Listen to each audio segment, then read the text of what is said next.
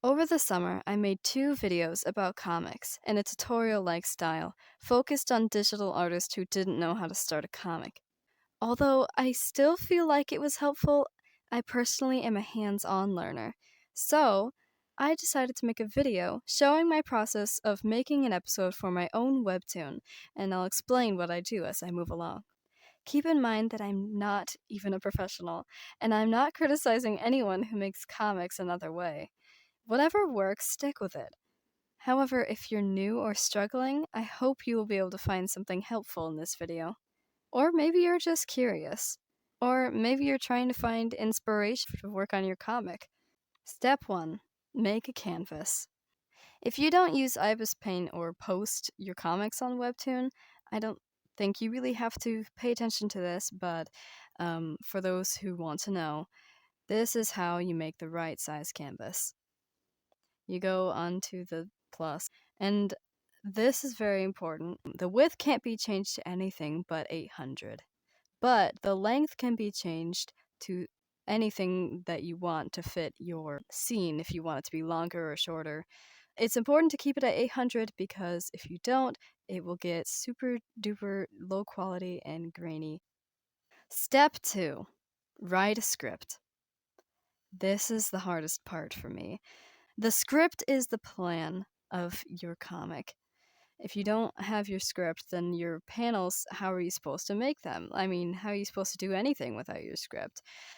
But that also makes it difficult because while you're writing the script, you have to put together what the comic will look like. Hard to put into words, really, for a video, how I do it. This is for my Undertale AU. It's called Before the Anger. And so, yeah, there are going to be Undertale characters. I don't want to surprise you. I'm very deep in my Undertale phase. Okay, I'll be back when I write my script. Okay, so this is what my scripts look like. I'm kind of placing them vaguely where I think I want the panels to go, but they do end up getting changed around a lot. Another thing that is helpful because you are trying to get their movements and everything in place, and sometimes that is really hard to visualize. You can put like little notes here, like stare. I generally, I mean, I've been doing this for a really long time, so I don't really need to put that many notes for myself. But, like, for example, you can put like what pose they're in. You can put like if you want the scene to be from a really high angle or something.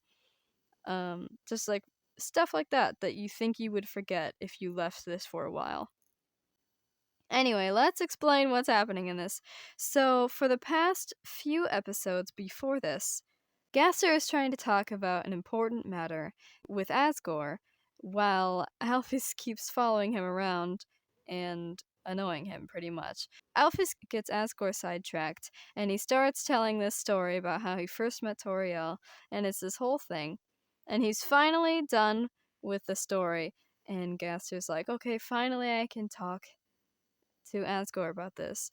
And then this is pretty much him not being able to do that. So, yeah. Normally it's not this silly, it's kind of a bit dark, but in the beginning ones like these, it's very lighthearted. Now we get down the hardest part, I think, for the majority of people who don't know how to make comics. It might be the hardest part. The panels! Woohoo! We love panels!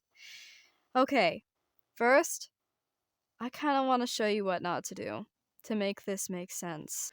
When I was first starting this comic, I had an issue with readability. Look at this comic. Okay, technically it's not that bad. It is readable, it's fine. But let me show you one of the later ones.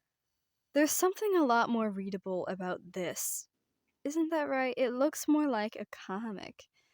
And I'm going to explain to you why with a physical analogy. So essentially, you want your panels to look like they are on a flat background. It's called hammer space. So this is our hammer space right here. These are our panels. When the panels are really close together, It's kind of hard to tell that there is even hammer space to begin with. The background looks like it's a part of the drawing. When it's farther apart, you can really imagine the background as just a separate entity. It looks like a comic. Obviously, there are exceptions. If you don't want to do this, then whatever. But if you are having troubles with readability in your comic, this might be a reason. Oh, to explain, hammer space is like the inside of the comic where like cartoon characters like pull hammers out of. So that's where it gets that name, but now we can start making the panels on our own thing. What I like to do, first I find the center. I use this symmetry thing. There's the middle. Voila! Now, as you can see, this text will already have to change because it's not really lined up. We are just kind of plotting what we want it to look like.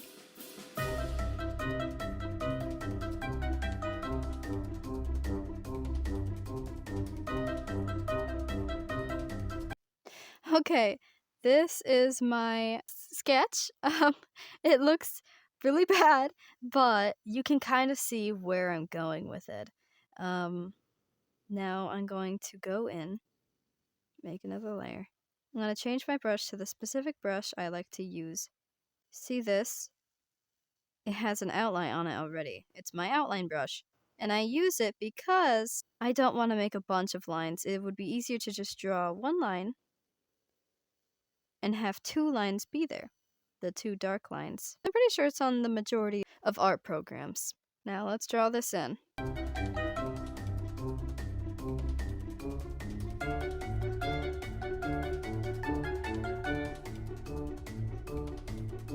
This one I'm gonna hand draw. Because it's kind of like a dreamy. Voila! That's this. I'm gonna move the script a little bit to better spots. Step 4. Art and speech bubbles. The reason why art is in brackets is because this is obviously not an art tutorial. Your comics can have whatever art style ever in the entire world that you could ever think of. Yeah, so pretty much I'm going to draw what's gonna happen in my comics. I'll come back when that's done, and it's gonna be a damn while, because drawing takes a while. Okay, so I am back. I did all the art, and now I'm going to do my speech bubbles. And although I have a whole video about speech bubbles, this is more specific, so it could help more. In this case, Asgore, he has a different font than the others, but other than that, he kind of has a round, pretty simple. But the tail is what makes him special because he has a more thicker tail. The tail the tail is what connects to the mouth. He has a thicker one than the other ones because he has like a thicker voice, if that makes sense.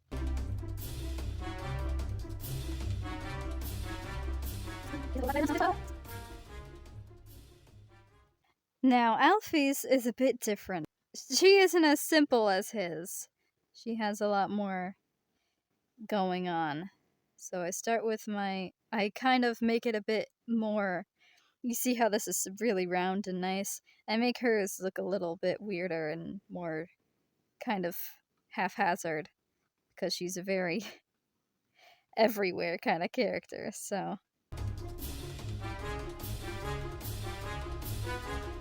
In this scene, she's pretty chill, so I don't have a lot going on, but as you can see, there is a difference.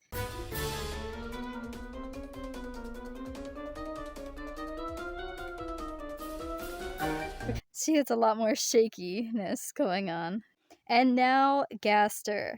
Here I'm whipping out my ruler.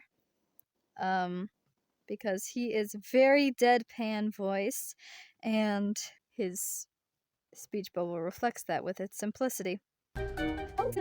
You don't want to make this speech bubble so small. I do sometimes have an issue with making speech bubbles a bit too small.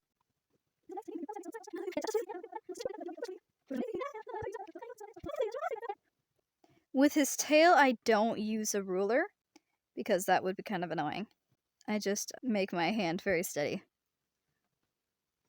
In this scene, Asgore is talking over Caster, so I'm gonna have that going over his speech bubble. Evil Alphys. The little drips is like kind of sad because he's obviously talking about how his wife left him. So, but he's pretty much just admitting that he still loves his ex-wife.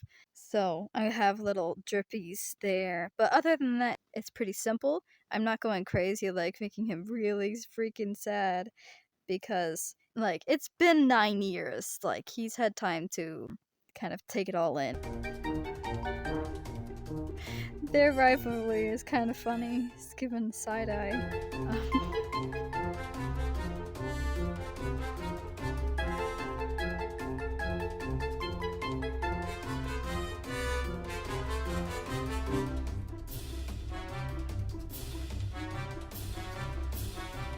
In some cases, the speech bubble will let you know more than the drawing does, but in this case specifically, his face kind of really shows you how he's saying it, so I don't feel the need to add much personality in his speech bubbles, since he is characteristically have extremely simple speech bubbles.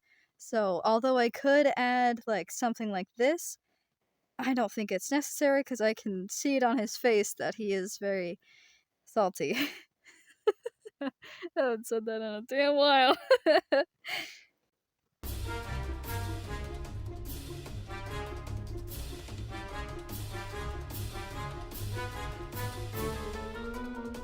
And voila!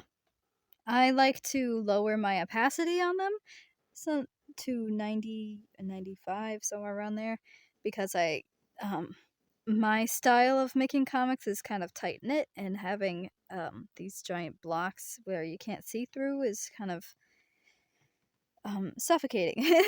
But so yeah, that's it. That's how to make a comic. Step 5 is posting, and that's optional, but I will show you how.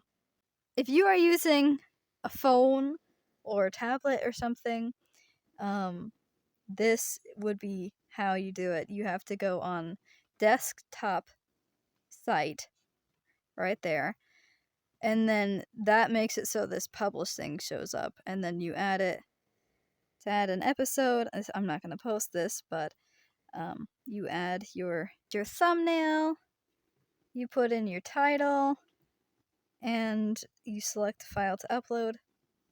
You just click however, and then you just put your comic. These are just random stuff. And then you can do whatever, and then you can post. I will not be posting this, but that's pretty much how you do it. I hope you enjoyed, and maybe even learned something. If you want to check out my Undertale AU comic, it's called Before the Anger on Webtoon. Happy comic making! Bye!